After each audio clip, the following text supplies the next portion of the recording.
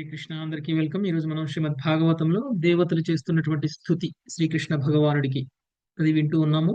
అందులో కొంత భాగాన్ని కంప్లీట్ చేసుకున్నాము. ఇంతకుముందు మనం చూసినట్లయితే శ్రీకృష్ణ భగవానుడి యొక్క పాద పద్మాలను ఆశ్రయించినటువంటి వ్యక్తికి పొందేటువంటి లాభాలను గురించి మనం మాట్లాడుకున్నాము. తర్వాత శ్రీకృష్ణ భగవానుడు కూడా భక్తులను ఏ విధంగా స్వీకరిస్తారు, విశుద్ధ భక్తులు స్థితి ఏమిటి అనేటువంటి విషయాన్ని కూడా శ్రీకృష్ణ భగవానుడి దృష్టిలో మనము చూసాము. నిజంగా ఈ భౌతిక విషయంలో ఎవరైనా సరే లక్ష్మీదేవిని వదులుకోవడానికి సిద్ధపడరు. అంతేకాదు బ్రహ్మ, ఇతర దేవతల సైతం కూడా లక్ష్మీదేవిని కావాలి అని అనుకునేటువంటి వాళ్ళే.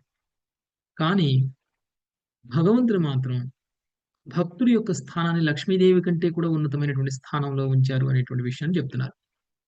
భగవంతుడు గనక ప్రేమతో ఒక పూమాలను గనక శ్రీకృష్ణుడికి అర్పించినట్లయితే, భక్తులు గనక ప్రేమతో ఒక పూమాలని భగవంతుడికి కనుక అర్పించినట్లయితే, ఆ పూమాలని భగవంతుడు లక్ష్మీదేవి ఉండాల్సినటువంటి స్థానంలో ఉంచుతారు.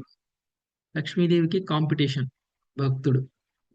ఏ విధంగా అయితే ఎంతగా భార్యను ప్రేమించేటువంటి వ్యక్తి అయినా తన చిన్న పిల్లవాడు పుత్రుడు ప్రేమతో దగ్గరికి వస్తే భార్యని పక్కన పెట్టైనా సరే పిల్లవాడిని ఎత్తుకొని ప్రేమను చూపించిన విధంగా భగవంతుడు తన భార్య అయినటువంటి లక్ష్మీదేవిని సైతం పక్కన పెట్టి భక్తులని ఆలింగనం చేసుకుంటారు అనేటువంటి విషయాన్ని మనకి దేవతలు తమ ప్రార్థనలో తెలియజేస్తున్నారు. అంటే భగవంతుడికి భక్తులకి మించినటువంటి ప్రయారిటీ ఇంపార్టెంట్ ఏమీ లేదు. ఓకే, భక్తులే సర్వోత్తములు భగవంతుడి దృష్టిలో. భక్తులకి ఉన్న స్థానము ఇంకా ఎవరికీ లేదు భగవంతుడి దృష్టిలో. ఇది తెలియక మనం ఏం చేస్తాము, ఆ భగవంతుడి యొక్క శక్తులైనటువంటి శక్తి విస్తారాలైనటువంటి వాటికి అర్చనలు చేస్తాం. భగవంతుడి అర్చన కాకుండా భగవంతుడి యొక్క శక్తుల యొక్క ఆరాధన చేస్తాం. ఎవరు ఆ భగవంతుడి యొక్క శక్తులు అంటే దేవీ దేవతలు కావచ్చు, నిరాకార బ్రహ్మం కావచ్చు, లేకపోతే ఈ భౌతిక ప్రకృతి కావచ్చు, లేకపోతే ఎవరైనా సరే ఈ భౌతిక విశ్వంలో ఏ ఒక్కటి మనం పూజించినా కానీ అది భగవంతుడి యొక్క శరీరంలో భాగం. భౌతిక విశ్వం మొత్తం కూడా భగవంతుడి యొక్క విరాట్ రూపము అని మనం చెప్పుకున్నాం.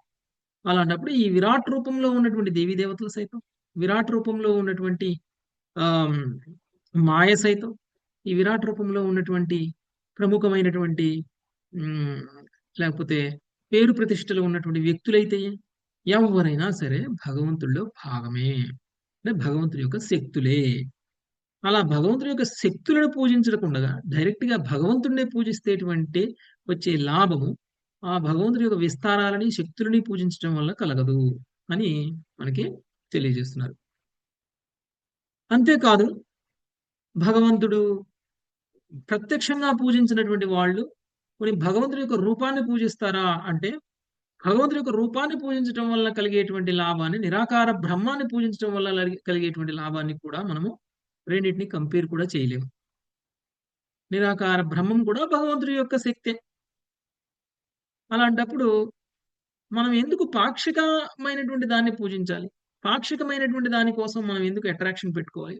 పాక్షికమైనటువంటి దాన్ని కాకుండా శాశ్వతమైనటువంటి, లేదంటే పూర్ణమైనటువంటి భగవంతుడు, మూలమైనటువంటి భగవంతుడి యొక్క రూపం ఏదైతే ఉందో ఆ రూపాన్ని గనక మనం పూజించి ఆ రూపం పట్ల కనుక మనం ప్రేమను కనుక పెంచుకోగలిగినట్లయితే అది అత్యుత్తమమైనటువంటి భక్తి. అలాంటి భక్తులు భగవంతుడికి ఇష్టం.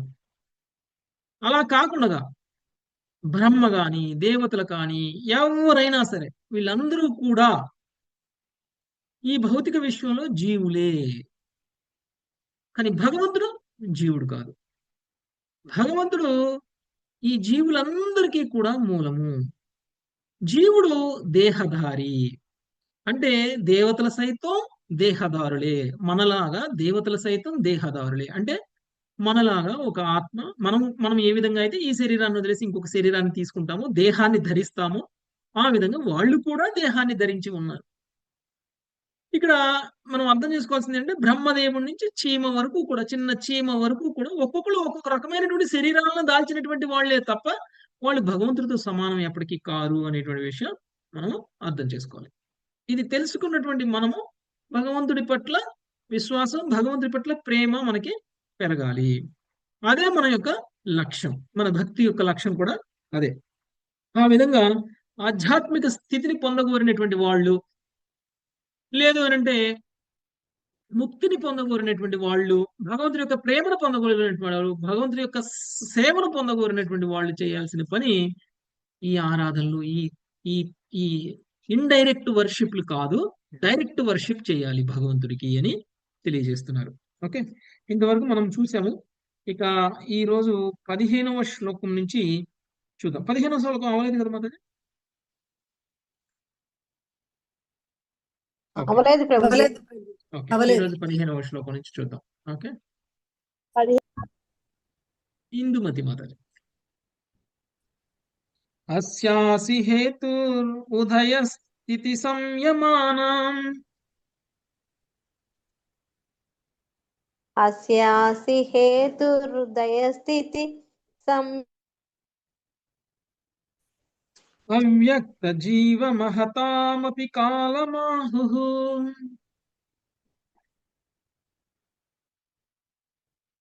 లావణ్య మాతాజీ అవ్యక్త చదవండి. జీవ మహతామపి. వినపడట్లేదు ప్రభుజీ? వినపడట్లా. ఇప్పుడు వినిపిస్తుంది. ప్రభుజీ ఇప్పుడు వినిపిస్తుంది, చదవండి. అస్యాసి చదువుతాం హేతుర్దయస్థితి ప్రభు. సంయమనాం ఒక అవ్యక్త నిమిషం, జీవ ఒక మహతామపి నిమిషం. కాలమాహు. లావణ్య మాతాజీ వెయిట్ చేయండి. 8 మాతాజీ చదవండి. సోయం చెప్పండి. త్రినాభిరఖిలాపచయే ప్రవృత్తః సో ఆపచయే ప్రవృత్తః కాలో గభీరరయ ఉత్తమ పూరుషస్త్వం. హలో గభీరరయ ఉత్తమ పూరుషత్వం. నీవే ఈ విశ్వం యొక్క సృష్టి స్థితి లయములకు కారణుడవు. కాలరూపమున నీవు ప్రకృతి యొక్క వ్యక్త స్థితులను క్రమపరచి ప్రతి జీవుని నియంత్రించుతువు. నాభిత్రయ కాలముగా నీవు నీ అగోచరమగు కార్యములచే సమస్తమును నశింపజేయుదువు. ఆ విధంగా నీవు దేవదేవుడవై ఉన్నావు.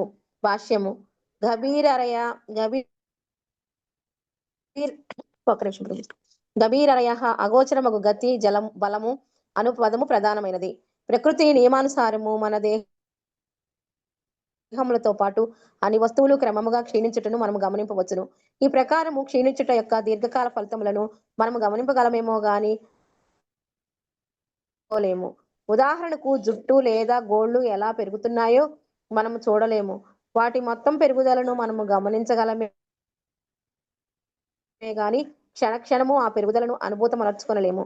అట్లే ఇల్లు క్రమంగా చెడిపోయి చివరకు కూల్చివేత వరకు వచ్చును. అది ఏ విధంగా జరుగుతున్నది అనేది విషయము మనము క్షణక్షణము లేనప్పటికీ సుదీర్ఘ కాలములు ఇల్లు పాడవటమును మనము నిజముగా చూడవచ్చును. అనగా క్షీణించుట లేదా చెడిపోవుట యొక్క ఫలితములను మనం అనుభూతమర్చుకొనగలమే గాని అది ఎట్లు జరుగుతున్నదో అగోచరమే అయి ఉండును. కాలరూపంలో భగవంతుని యొక్క అద్భుతమగు శక్తియే ఇది. సూర్యగమనము యొక్క జ్యోతిష్య గణమును బట్టి సంవత్సర కాలము 3 భాగములుగా విభజింపబడునని త్రినాభి అను పదము సూచించును. మేషము, మిథునము, వృషభము, కర్కాటకము, సింహము, కన్య, తుల, వృశ్చికము, ధనస్సు, మకరము, కుంభము, మీనము అననయే ఆ 3 భాగములు. ఉత్తమ పురుషోత్తమ అను పదము భగవద్గీత 15.18 యందు ఇట్లు వివరింపబడినది. యస్మాత్ క్షరమతీతోహమక్షరాదసి రాదశ్చోత్తమః ఆతోస్మి లోకే వేదే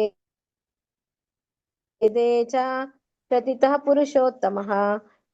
అక్షర పురుషులకు అతీతుడను ఉత్తమోత్తముడును అగుటచే నేను జగత్తునందు వేదములందు పురుషోత్తమునిగా ప్రసిద్ధి నొందితిని.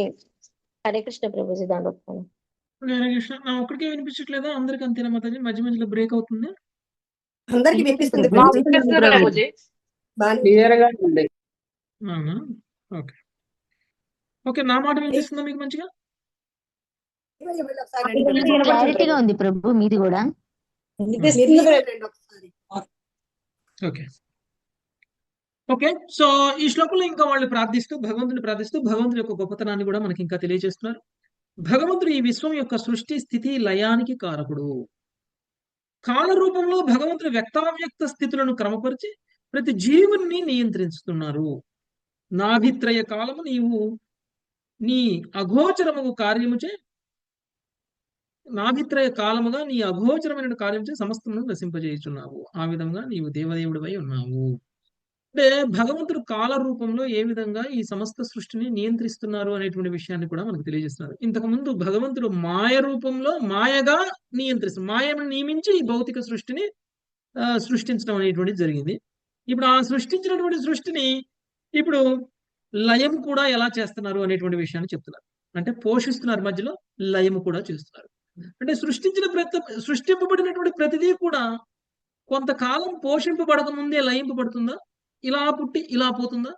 పోదు కదా. లేదు ప్రతిదీ కూడా ప్రభు. కాలం ప్రతిదీ కూడా సిద్ధమవుతుంది కొంతకాలం. కొంతకాలం ఉంటుంది. అయితే సృష్టింపబడినప్పటి నుంచి అది మరణింపబడే లోపల ఎన్ని మార్పులకు లోనవుతుంది? ఇది ఈ మార్పులు వస్తాయి ప్రభు. మార్పులు అనేటువంటివి జరుగుతూ ఉంటాయి. ఈ మార్పులు ఏవైతే ఉన్నాయో ఈ మార్పులు మనం గమనించలేము. ఎందుకంటే ప్రతి క్షణం మనలో కలుగుతున్నటువంటి మార్పుల్ని మనం గమనించలేము. ఇప్పుడు మీకు చూస్తే మీకు టీవీలలో సినిమాలలో చూపిస్తూ ఉంటారు. ఒక పువ్వు మొగ్గగా ఉన్న పువ్వు ఒక క్షణంలోనే ఇలా ఇలా ఇలా ఇలా ఇలా ఇచ్చేసుకున్నట్టు చూపిస్తారు కదా. మొగ్గగా ఉన్న పువ్వు ఇచ్చుకున్నట్టు చూపిస్తారు. అదంతా ప్రాసెస్ ఎంత సమయం పడుతుంది? మార్నింగ్ మొగ్గగా ఉంటుంది, మధ్యాహ్నానికి చాలా ఇచ్చుకుంటుంది, టైం పడుతుంది. సాయంత్రానికి మళ్ళీ వాడిపోతుంది కదా. ముందు మొగ్గగా ఉన్న పువ్వు విచ్చుకోవడం, విచ్చుకున్న పువ్వు మళ్ళీ వాడిపోవడం. అదే మనము మార్నింగ్ నుంచి ఈవినింగ్ వరకు, అంటే ఈ మొగ్గగా ఉన్నటువంటి పువ్వు మళ్ళీ వాడిపోయేంత వరకు కనుక దాని ముందు ఒక కెమెరా పెట్టి ఉంచితే, ఒక కెమెరా పెట్టి రికార్డ్ చేస్తే, ఆ రికార్డ్ చేసిన కెమెరా ఆ రికార్డుని మనం ఫాస్ట్ ఫార్వర్డ్ చేసి కనుక చూసినట్టయితే ఇలా వచ్చి ఇలా పోయినట్టు. అంటే రోజంతా వీడియోని 2 సెకండ్లలోనే చూపించగలిగితే అది ఇలా ఒక్కసారి విచ్చుకున్నట్టు మనకు కనిపిస్తుంది. ఓకే, సినిమాల్లో ఎలా చూపిస్తున్నారు అది, టీవీలలో ఎలా చూపిస్తున్నారు అది అంటే వాళ్ళు అలా రికార్డ్ చేస్తారు. పువ్వు సెకండ్కి మారుతున్నటువంటి మార్పు మనం గమనించలేము, కానీ వాళ్ళు రికార్డ్ చేసి దాన్ని ఫాస్ట్ ఫార్వర్డ్ చేసి చూపిస్తే మనకు అర్థమవుతుంది. ఓకే, ఏ విధంగా పువ్వు మారుతుంది అని. అలానే మన గోళ్ళు పెరుగుతున్నాయి, మన జుట్టు పెరుగుతుంది.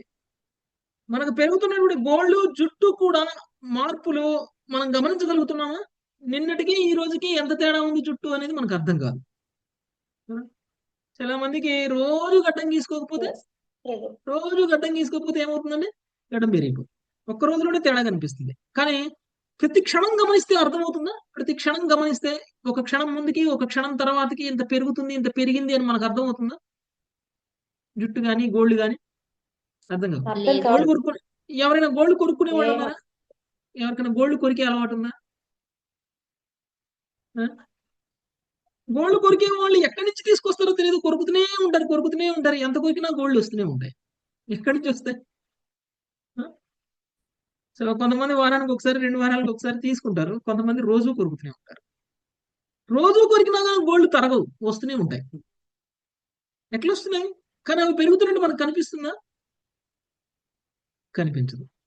ఇది కాలం యొక్క ప్రభావం. ఈ కాలం యొక్క ప్రభావంతో ఇవన్నీ కూడా మార్పులకి లోనవుతూ ఉన్నాయి. క్రమంగా అవి లయం కూడా చెందుతున్నాయి. సో ఇదంతా ఎవరు చేస్తున్నారు? కాల రూపంలో ఉన్నటువంటి దేవాది దేవుడైనటువంటి శ్రీకృష్ణ భగవానుడు చేస్తున్నారు అని ఈ దేవతలు శ్రీకృష్ణ భగవాను ప్రార్థనలో తెలియజేస్తున్నారు. నెక్స్ట్ 16వ శ్లోకం లావణ్యమాత. వత్వః పుమాన్ సమధిగమ్య యయాస్య వీర్యం. వీటిని విడదీస్తారు. పుమాన్ సమధిగమ్య యయాస్య వీర్యం దత్తే మహాంతమివ గర్భమమోఘ వీర్యః. దత్తే మహాంతమివ గర్భమమోఘ వీర్యః. సోయం తయానుగత ఆత్మన అండకోశం ఆత్మన అండకోశం హైమం ససర్జ బహిరావరణైరుపేతం. హైమం ససర్జ బహిరావరుణైరుపేతం. దేవ, ఆదిపురుషావతారమైన మహావిష్ణువు నీ నుండి సృజన శక్తిని బడయుచున్నాడు. ఆ విధంగా అమోఘ వీర్యముచే అతడు ప్రకృతి యందు బీజ ప్రదానం చేసి మహాతత్వమును సృజించును. పిదప భగవచ్చక్తియుతమైన ఆవరణలు కలిగిన సువర్ణమయ బ్రహ్మాండమును తన నుండి సృజించుచున్నది. భాష్యము. జీవుడు ప్రకృతి సంఖ్యము ఖర్చుల శ్లోకములలో ధ్రువపరచబడింది. శ్రీకృష్ణుడే మహావిష్ణువుకు మూలమనియు శ్రీకృష్ణుడి నుండియే మహావిష్ణువు సృజనియు ఈ శ్లోకం నందు స్పష్టంగా తెలుపబడింది. కనుక శ్రీకృష్ణుడు విష్ణు అంశ అని పలుకుట మూర్ఖత్వమే అగును. ఈ విషయంలో బ్రహ్మాది దేవత అభిప్రాయంనే చరమైనదిగా తీసుకొనవలను. మనకి శాస్త్రాలు విష్ణువు అన్ని అవతారాలకి మూలము అని చెప్పినట్లు మనకు తెలుస్తుంది కదండి. చాలా మందికి కృష్ణుడే విష్ణువుకు మూలము అంటే అలా ఎలా అని అడుగుతారు మనల్ని కదా. అలా ఎలా అండి, మేము ఇంతవరకు ఎక్కడ వినలేదు. విష్ణువు నుంచే కదా అన్ని అవతారాలు వచ్చేది. రాముడు విష్ణువు నుంచి వచ్చినప్పుడు, కృష్ణుడు కూడా రాముడి తర్వాత వచ్చినప్పుడు, మరి ఎలా కృష్ణుడు విష్ణువుకి మూలం అవుతారు అని మనం అనుకుంటాం.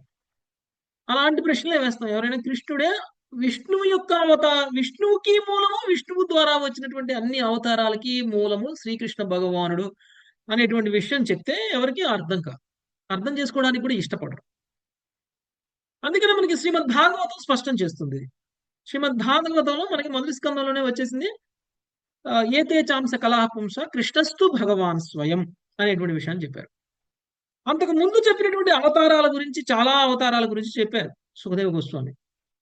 ఇప్పటి వరకు చెప్పినటువంటి అవతారాలన్నీ ఒక ఎత్తు అయితే, ఇప్పుడు నేను చెప్తున్నటువంటి శ్రీకృష్ణ భగవానుడు యొక్క ఎవరైతే ఉన్నారో వాళ్ళ గురించి చెప్తే ఇది ఇది ఎందుకంటే అన్ని అవతారాలు ఈయన అవతారి అంటే పురుషావతారాలకి మూలం శ్రీకృష్ణ భగవానుడే, తర్వాత గుణావతారాలకి మూలం శ్రీకృష్ణ భగవానుడే, తర్వాత కళావతారాలకి మూలం శ్రీకృష్ణ భగవానుడే, తర్వాత లీలావతారాలకి మూలం భగవానుడు శ్రీకృష్ణ భగవానుడే, తర్వాత శక్తి ఆవేశ అవతారాలకు కూడా మూలం శ్రీకృష్ణ భగవానుడే, యుగావతారాలకు కూడా మూలం శ్రీకృష్ణ భగవానుడే అని ఆ ఒక్క శ్లోకం మనకి కన్ఫర్మ్ చేస్తుంది. ఓకే, ఇప్పుడు దేవతలు చేస్తున్నటువంటి ఈ ప్రార్థనలో దేవతలు మనకంటే తెలివిగల వాళ్ళ, తెలివి తక్కువ వాళ్ళ? దేవతలు మనకంటే గొప్పవాళ్ళ, తెలియగల వాళ్ళు. తెలివిగల వాళ్ళు కదా. అంటే మనకంటే ఎవరైనా తెలివిగల వాళ్ళు చెప్తే మనం వినాలా, లేకపోతే తెలివిగల వాళ్ళు చెప్పినా గానీ నీకేం తెలియదులే, నాకు తెలిసింది విను అని అంటావా?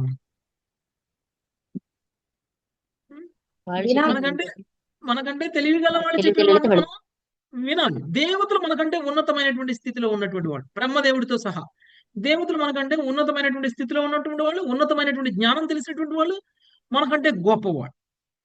వాళ్ళు చేస్తున్నటువంటి ప్రార్థనలో భగవంతుడి గురించి ఏమని అంటున్నారు? ఆది పురుషావతారమైనటువంటి మహావిష్ణువును నీ నుండి సృజన శక్తిని పడేయుచున్నాడు అని చెప్తారు. యాక్చువల్గా దేవతలు ఎక్కడికి వచ్చి మాట్లాడుతున్నారు? ఇది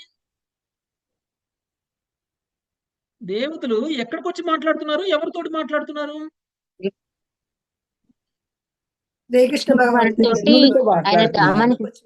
శ్రీకృష్ణ భగవానుడితో మాట్లాడుతున్నారు. దేవతలు శ్రీకృష్ణుడితో మాట్లాడుతున్నారు. దేవతలు శ్రీకృష్ణుడితో ఎక్కడ మాట్లాడుతున్నారు? ప్రవాస తీర్థానికి వెళ్ళినప్పుడు వాళ్ళు శ్రీకృష్ణుడి యొక్క అంతర్ధాన సమయంలో శ్రీకృష్ణుడు అంతర్ధాన లీలను ప్రత్యక్షంగా చూడడానికంటే ముందు వీళ్ళు శ్రీకృష్ణుడికి ప్రార్థన చేస్తున్నారు. ఓకే, సో ఆ సమయంలో శ్రీకృష్ణుడితో మాట్లాడుతున్నటువంటి మాటలు ఇవి. ఏమంటున్నారు? శ్రీకృష్ణుడిని ఏమంటున్నారంటే ఆది పురుషావతారం. ఎవరంటే ఆది పురుషావతారం? అంటే పురుషావతారం అంటే ఎవరు పురుషావతారం? పురుషావతారాలు అంటే కారణోదక సాయి విష్ణువు, గర్భోదక సాయి విష్ణువు, ఈ మూడు కూడా పురుషావతారాలు. అలాంటి పురుషావతారాలను గురించి చెప్తున్నారు. ఈ మూడిట్లో ఆది పురుషావతారం ఏమిటి అంటే కారణోదక విష్ణువు. అంటే కారణోదక విష్ణువు నుంచి అనేక గర్భోదక విష్ణువులు వచ్చారు కదండి. ఒకళ్ళున్నారా గర్భోదక విష్ణువులు ఎంతమంది? గర్భోదక విష్ణువులు సమస్తం అనేకములు. ఉన్నాయో అన్ని గర్భోదక విష్ణువులు ఎన్ని విశ్వాలు ఉన్నాయో అనేక విశ్వాలు అంతమంది గర్భోదక విష్ణువులు ఉన్నారు. అంటే గర్భోదక విష్ణువులు ఎంతమంది అంటే ఎన్ని విశ్వాలు ఉన్నాయి. మరి విశ్వాలు ఎన్ని అంటే అనంత కోటి విశ్వాలు. అనంతకోటి అంటే విశ్వాలు ఎంతమంది ఉన్నారు గర్భోదక విష్ణువులు? అనంతమున్నారు. అనంత కోటి గర్భోదక విష్ణువులు ఉన్నారు. వీళ్ళందరికీ కారణోదక విష్ణువు కదా. కారణోదక విష్ణువుకు కూడా నువ్వే మూలము అని చెప్తున్నారు ఇక్కడ శ్రీకృష్ణ భగవాను ఉద్దేశించి దేవతలు చేస్తున్నటువంటి ప్రార్థనలు. మరి కారణోదక విష్ణువు ఎవరి నుంచి వస్తున్నాయండి ఈ విశ్వాలన్నీ? ఎవరి నుంచి సృజింపబడుతున్నాయి ఈ విశ్వాలన్నీ? కారణోదక విష్ణువు నుంచి సృజింపబడుతున్నాయి. కృష్ణ భగవాన్ విశ్వాలన్నీ కారణోదక విష్ణువు నుంచి సృజింపబడుతున్నాయి. ప్రభుజీ మీ వాయిస్ బ్రేక్ అవుతుంది ప్రభుజీ. అవును, నాకు కూడా బ్రేక్ అవుతుంది మీ వాయిస్. బ్రేక్ అవుతుంది మీ వాయిస్. నాది ఇంటర్నెట్ కొంచెం బాగాలేనట్టుంది మరి. మూమెంట్ ఒక్కోసారి తేడా వస్తుంది. ఉండి మొత్తంగా వస్తుంది ప్రభు, తక్కువ అవుతుంది, మళ్ళీ అన్ని కలిపి వచ్చేస్తుంది స్పీడ్ గా. చాలా సేపు అలానే వస్తా ఉంది ప్రభు. నాకేమో అనుకుంటున్నాను నేను. కానీ వింటానికి బాగానే అర్థమవుతుంది ప్రభుజీ. అట్లా వచ్చిన ఒక సెకండ్ గ్యాప్ వచ్చి వస్తుంది ప్రతిసారి అలా. నాకు ఇంటర్నెట్ స్లో ఉంది మాతాజీ కొంచెం. ఓకే, మాట వినిపిస్తుంది, మాట అర్థమవుతుంది కదా మాతాజీ? మాట అర్థమవుతుంది. అర్థమవుతుంది ప్రభు, అర్థమవుతుంది. కట్ కట్ అయి వస్తుంది. మనకి తుఫాన్ ఉంది కదా, అందుకని ఆమె నెట్వర్క్ సరిగ్గా రావట్లేదేమో. కంటిన్యూ చేయండి ప్రభు. లేదు మాతాజీ, మీరు అందరూ సైలెంట్ గా ఉంటే నా మాట మీ అందరికి బాగా వినిపిస్తుంది. ఓకే, సో సో కారణోదక విష్ణువు నుంచి విశ్వాలన్నీ సృజింపబడుతున్నాయి. ప్రతి విశ్వము కూడా సృజింపబడుతుంది కారణోదక విష్ణువు నుంచి. ఎందుకంటే ప్రతి విశ్వము కూడా భగవంతుడు కారణోదక విష్ణువు యొక్క రోమకూపాల నుంచి వస్తుంది. ప్రతి విశ్వము కూడా ఒక్కొక్క విశ్వం ఒక్కొక్క రోమకూపం నుంచి వస్తుంది. అలాంటి విశ్వాన్ని సృష్టించిన తర్వాత దాన్ని పోషించడం కోసం స్వయంగా కారణోదక విష్ణువు గర్భోదక విష్ణువుగా క్షీరోదక విష్ణువుగా విస్తరించడం అనేటువంటిది జరుగుతుంది. మరి అలాంటప్పుడు ఈ సృజించేటువంటి శక్తి కారణోదక సాయి విష్ణువుకి ఎవరిచ్చారట? విష్ణువుకి కూడా సృజించేటువంటి శక్తి, అంటే ఈ భౌతిక విశ్వాలన్నింటినీ సృజించేటువంటి శక్తిని కూడా శ్రీకృష్ణ భగవానుడు ఇచ్చారు అని చెప్తున్నారు దేవతలు. ఓకే, ఇప్పుడు అర్థమైందా శ్రీకృష్ణ భగవానుడి పొజిషన్, విష్ణువు యొక్క పొజిషన్? మనం చెప్పుకునే విష్ణువు ఏ విష్ణువు అయితే అందరి అవతారాలకి అందరికీ మూలమై ఏ విష్ణువు గురించి అయితే చెప్పుకుంటున్నామో ఆ విష్ణువు ఒకళ్ళు కాదు. ఎంతమంది అండి? ఆ విష్ణువు కొన్ని కోట్లలో ఉన్నారు. ఒక్కొక్క విశ్వానికి కొన్ని కోట్లలో ఉన్నారు. ఒక్కొక్క విశ్వానికి ఒక్కొక్క విష్ణువు ఉన్నారు. ఆ విష్ణువులందరికీ కూడా మూలం కారణోదక విష్ణువు. కారణోదక విష్ణువు కూడా ఇంతమంది విష్ణువులను ఇంతమంది విశ్వాలను సృష్టించేటువంటి శక్తి ఎక్కడి నుంచి పొందారు ఆయన అంటే కృష్ణుడి నుంచి పొందారు అని చెప్తున్నారు. అది కృష్ణుడి యొక్క స్థితి, కృష్ణుడి యొక్క పొజిషన్. అర్థమైందండి? ఇప్పుడు విష్ణువుకి కృష్ణుడికి మధ్య రిలేషన్. విష్ణు అంటే కారణోదక విష్ణు కదా ప్రభుజీ? అవును, బ్రహ్మ విష్ణు మహేశ్వరుడు అంటే ఇక్కడ చెప్పారు కదా మాతాజీ, ఆది పురుషావతారమైనటువంటి మహావిష్ణువు అని అన్నారు. అంటే కారణోదక విష్ణువు. ఆది పురుషావతారం అంటే కారణోదక అదే విష్ణువు. మహావిష్ణు కారణోదక విష్ణు కదా మహావిష్ణు అంటే. అవును మాతాజీ, కారణోదక విష్ణువే. సో ఒక్క కారణోదక విష్ణు ఒక్కళ్ళు కారణోదక విష్ణు, కారణోదక విష్ణు గర్భోదక విష్ణు, ఆయన కూడా విష్ణు అంటారా ప్రభుజీ? పురుషావతారాలన్నీ విష్ణువులే. పురుషావతారం అంటే విష్ణువే మాతాజీ. ముగ్గురు పురుషావతారాలు అని చెప్పాను. ఒకటి కారణోదక సాయి విష్ణువు, 2 గర్భోదక సాయి విష్ణువు, 3 క్షీరోదక సాయి విష్ణువు. ఈ మూడిట్లో ఆది పురుషావతారం ఎవరు అంటే కారణోదక సాయి విష్ణువు, ఆయన మహావిష్ణువు. ఓకే మాతాజీ, ఆ విష్ణువు కూడా ఇంత శక్తి ఎక్కడి నుంచి వచ్చింది అంటే కృష్ణుడి నుంచి వచ్చింది అని చెప్తున్నారు. ఓకే, తాస్తూషశ్చ జగతశ్చ భవానదీశో తత్తస్తూషశ్చ జగతశ్చ భవానది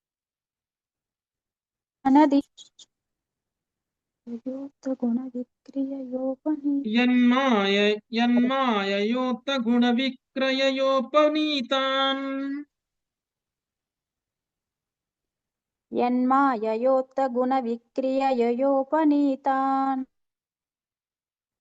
అర్థాంజుషన్నమపి కృషీకపతేన లిప్తో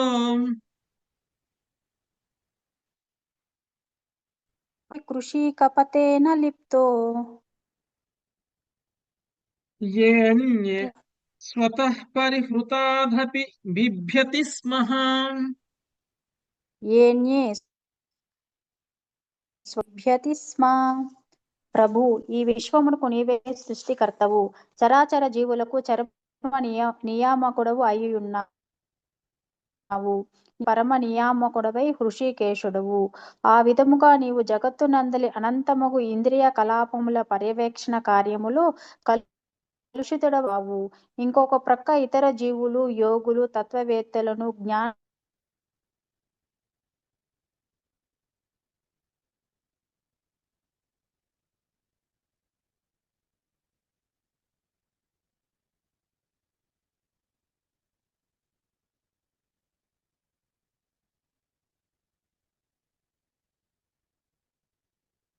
జీవుడు లౌకిక జీవితంలో త్యజించున్నట్లుగా చేసి హృదయస్థుడకు భగవంతులో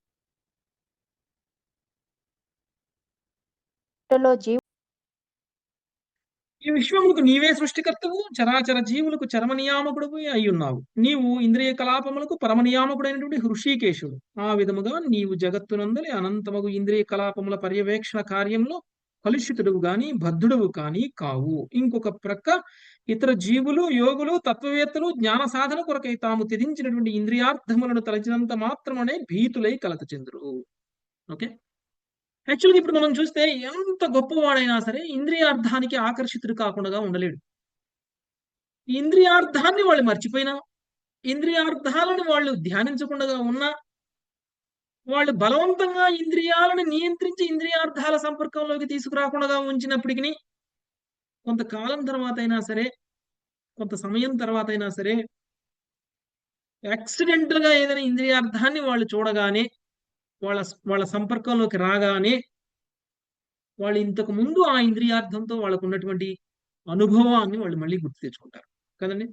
మీరు మీరు మీరు ఒక మామిడి పండు తినక సంవత్సరం అయింది. మీకు మామిడి పండు మధ్యలో గుర్తొస్తుందా? రావట్లేదు. ఇప్పుడు మీరు బయట రోడ్డు మీద వెళ్తున్నారు. రోడ్డు మీద వెళ్ళగానే మీకు బండి మీద ఒక మామిడి పండు కనిపించింది అనుకోండి, వెంటనే మీకు ఆ మామిడి పండు రుచి గుర్తొస్తుందా? వస్తుంది ప్రభు, వస్తుంది ప్రభు, తినాలని. ఇన్ని రోజులు తినకుండా ఉన్నాం, సంవత్సరం క్రితం తిన్నాము, కానీ ఇన్ని రోజులు తినకుండా ఉన్నాము, ఇప్పుడు చూసాము, చూడగానే సంవత్సరం క్రితం తిన్న రుచి మళ్ళీ మనకు గుర్తొస్తుంది. దాని కారణంగా మళ్ళీ ఇప్పుడు ఆ మామిడి పండును కొనుక్కొని తినాలనుకుంటాం కదా. అంటే అలా అంటే ఏంటి, మనల్ని ఈ ఇంద్రియార్థాలు బంధిస్తాయి. ఈ విధంగా బద్ధ జీవనంలో మనం ఉంటాం. ఓకే, అది ఎంత గొప్ప యోగైనా, బలవంతంగా ఇంద్రియాలు నిరోధించినటువంటి వ్యక్తి అయినా ఆ ఇంద్రియార్థానికి సంపర్కంలోకి రాగానే దాన్ని అనుభవించాలి అనేటువంటి కోరికను పొందుతాడు. ఇలాంటి ఇంద్రియాలకి అధిపతి అయినటువంటి హృషికేశుడు ఎవరైతే ఉన్నారో అంటే శ్రీకృష్ణ భగవానుడు, నువ్వే హృషికేశుడు, నువ్వే చరాచర జగత్తుకి నియామకుడివి నీవే అని చెప్తున్నారు. చరాచర జగత్తుకి నియామకుడైనటువంటి భగవానుడు ఈ జగత్తులోకి వస్తూ ఉన్నారు. వచ్చినప్పుడు మనం ఏ విధంగా బద్ధులమై ఉన్నామో ఆ విధంగా భగవంతుడు బద్ధులవ్వలేదు అనేటువంటి విషయం చెప్తున్నారు. ఇలా కట్ అయింది మళ్ళీ ప్రభుజీ. పోతుంది ప్రభుజీ, ఈ మళ్ళీ చరాచర నెట్ కట్ అయింది, జగత్తు చాలాసేపు ఏదైతే పోయింది. ఉందో, ఈ చరాచర జగత్తు ఏదైతే ఉందో, ఈ చరాచర జగత్తు సృష్టించింది భగవాన్.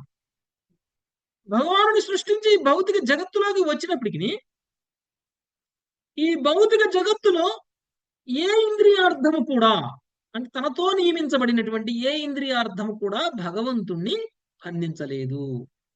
గొప్ప గొప్ప యోగులు సైతం, ఇంద్రియాలని బలవంతంగా నియంత్రించినటువంటి యోగులు సైతం కూడా అలా కాదు, భగవంతుడిలా కాదు. వాళ్ళు బంధింపబడుతున్నారు కానీ భగవంతుడు బంధింపబడట్లేదు అని చెప్తున్నారు మనకి. ఓకే, అంటే ఇతర జీవులకి, యోగులకి, తత్వవేత్తలకి, జ్ఞానులకి కంటే కూడా ఏ స్థాయిలో భగవంతుడు పైన ఉన్నారు అనేటువంటి విషయం మనకి అర్థమవుతుంది. ఇంద్రియార్థాలతోటి ఆ ఆ, కలత చెందేటువంటి వాళ్ళు వీళ్ళందరూ, కానీ భగవంతుడు కాదు. నెక్స్ట్ 18వ శ్లోకం. సర్వరాజ్యమాత. స్మాయవలోక కలవధర్షిత భావహారి. హరే కృష్ణ ప్రభుజీ, తండ్రి ప్రణామం. మాయవలోకలవదర్శిత భావహారి భ్రూమండల ప్రహిత సౌరత మంత్ర సౌంఢై. భ్రూమండల ప్రహిత సౌర తమంత్ర సౌంఢై ప్రజ్ఞస్తు షోడశ సహస్రమనంఘబాణే. పద్మస్తు షోడశ సహస్ర మనాంగబాణై యస్యేంద్రియం విమథితుం కరణైర్న వివ్యః. యస్యేంద్రియం విమథితం కరణైర్న విభవః. దేవా, నీవు పరమ సౌందర్యవతులైన 16,000 మంది రాణులతో కూడి ఉన్నావు. తమ లజ్జాపూర్వకమగు మందస్మిత చూటులతోనూ సుందరమగు కనుబొమ్మల సంజ్ఞలతోనూ వారు నీకు ప్రణయ సందేశం పంపుచుందురు. అయినను వారు నీ మనసును, ఇంద్రియములను కలతపరచజాలకున్నారు. ప్రభుపాదుల వారి భాష్యం. నీ ఏ భౌతిక వస్తువు అయినను భగవంతుని ఇంద్రియములకు ఆకర్షింపజాలదని గడిచిన శ్లోకంలో స్పష్టంగా చెప్పబడింది. ఆధ్యాత్మిక ఇంద్రియ భోగం అయినను అనుభవించిన కోరిక భగవానునికి లేదనే ప్రస్తుత శ్లోకం నందు చెప్పబడుచున్నది. శ్రీకృష్ణుడు సర్వసంపూర్ణుడు, సర్వానందనిధి. భౌతికము లేదా ఆధ్యాత్మికమైన దేని పట్లను అతడు కాముకుడు కాడు.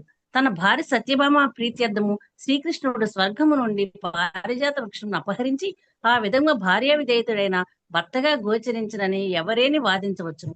భక్తుల ప్రేమకు అతడు కొన్ని మార్లు వసుడైనప్పటికీ సాధారణ కాముకుని వలె భోగించవలసిన కోరిక చే అతడు ప్రభావితుడు కాలేదు. భగవానుడు మరియు విశుద్ధ భక్తుల నడుమ వనగూడి పారవస్య ప్రేమ భావములను అభక్తులు తెలుసుకోజాలరు. అతని ఎడ మనకు గల గాఢముగా ప్రేమ చేతనే శ్రీకృష్ణుడు జయించబడును.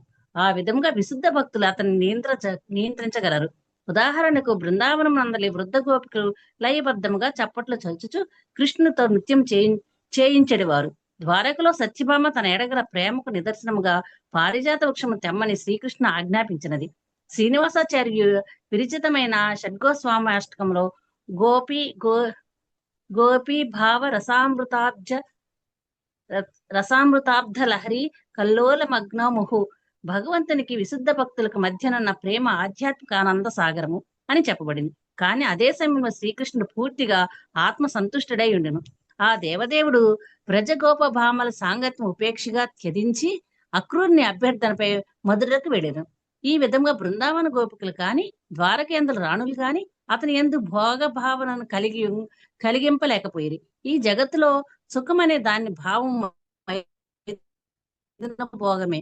కాని ఈ లౌకిక మైథునాకర్షణ ఆధ్యాత్మిక జగత్తు నుండి శ్రీకృష్ణుడు అతని నిత్య సహచరుల నడుమ ప్రేమ వ్యవహారముల వికృత ప్రతిబింబమే అయ్యున్నది.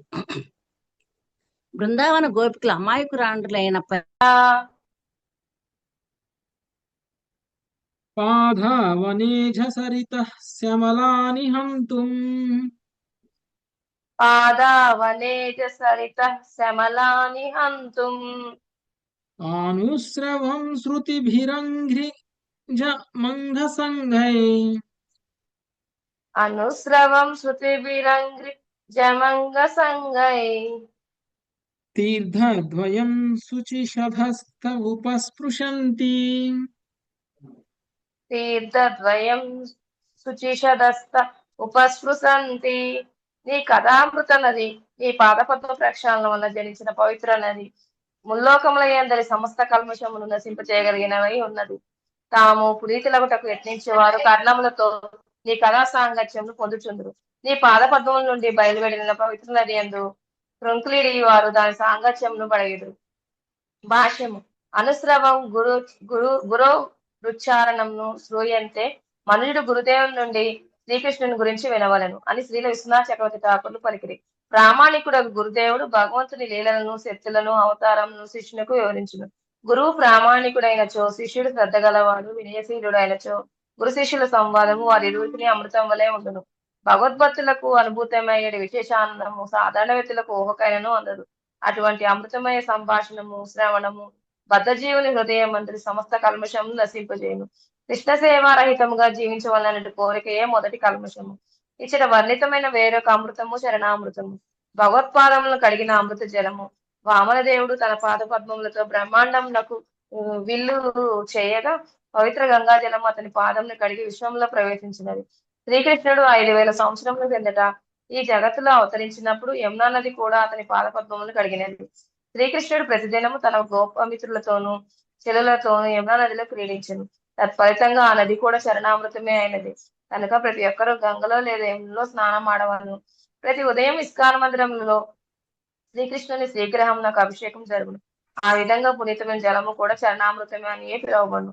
ప్రతి ఉదయం శ్రీ విగ్రహ అభిషేక తీర్థమైన చరణామృతమును 3 చుక్కలు అరచేతిలో వేసుకొని త్రాగవలనని తమ శిష్యులకు అన్యాయులకు శ్రీల ప్రభుపాదులు తెలిపిరి. ఈ పద్ధతులు అన్నింటితోనూ మనుషుడు తన హృదయం నిర్మలమనర్చుకొని ఆధ్యాత్మిక ఆనందం అనుభవించగలడు. ఆధ్యాత్మిక ఆనంద స్థితిలోని స్థిరంగా నెలకొనినప్పుడు అతడు భౌతిక జగత్తులో తిరిగి జన్మింపడు.